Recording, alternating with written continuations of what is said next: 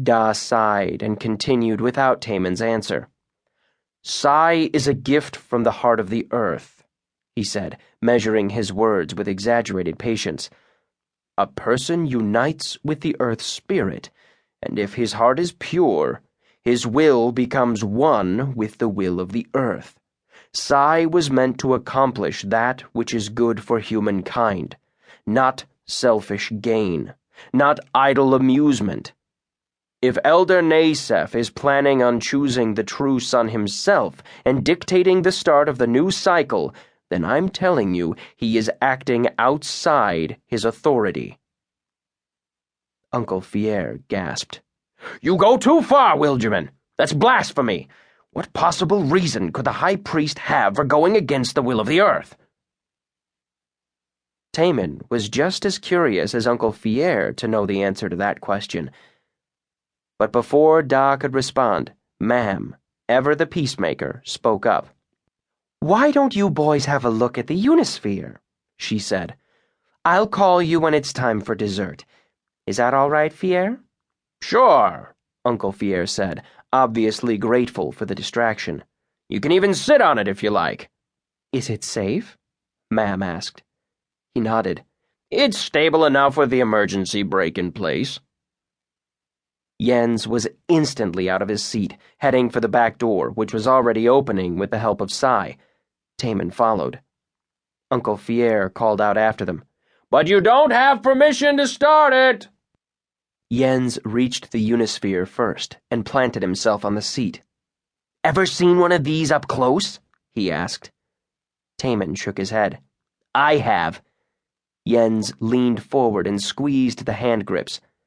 Andon's brother has one. He showed us how it works.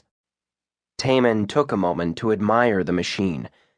The tire, if it was even called a tire, was a big black rubber ball with a tread that was patterned after alligator skin.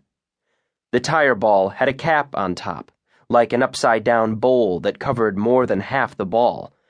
The sun gleamed off the shiny chrome of the cap, except for where an alligator symbol was etched in black on the sides.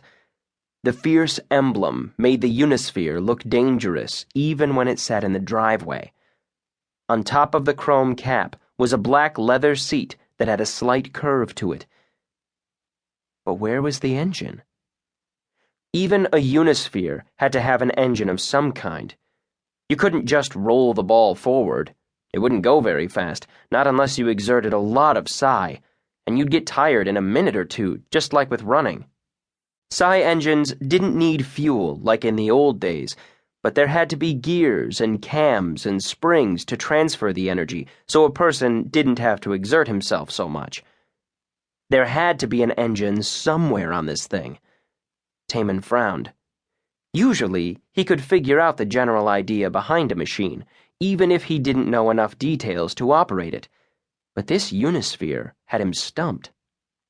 Of course, that was the whole point of Psi. You had to know how something worked. You had to picture in your mind exactly what the machine looked like, parts and all, and then tell those parts what to do. If you didn't know clearly and precisely how something was to be done, you couldn't use Psi to do it. The more he stared at the Unisphere, the more Taemon had to know how it worked. He was tempted to do something he hadn't done since he was a little kid. He was tempted to let his mind wander. When Taemon first learned to use Psi, he used to send out a small tendril of his mind to explore the world, like an ant scouting things out. It wasn't quite the same as using Psi, because it could only explore, not move or change anything. But Da had made it clear that mind-wandering was bad. Never to be done, never to be spoken of. He had been strict about it, so much so that Taemon had never told anyone else about it, not even Mam or Jens. Now that Taemon was older, he had figured out why. It was different.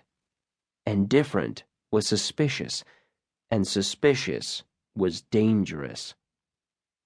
So Taemon stood there, staring at the Unisphere, wishing he knew where the engine was and how the crazy thing worked.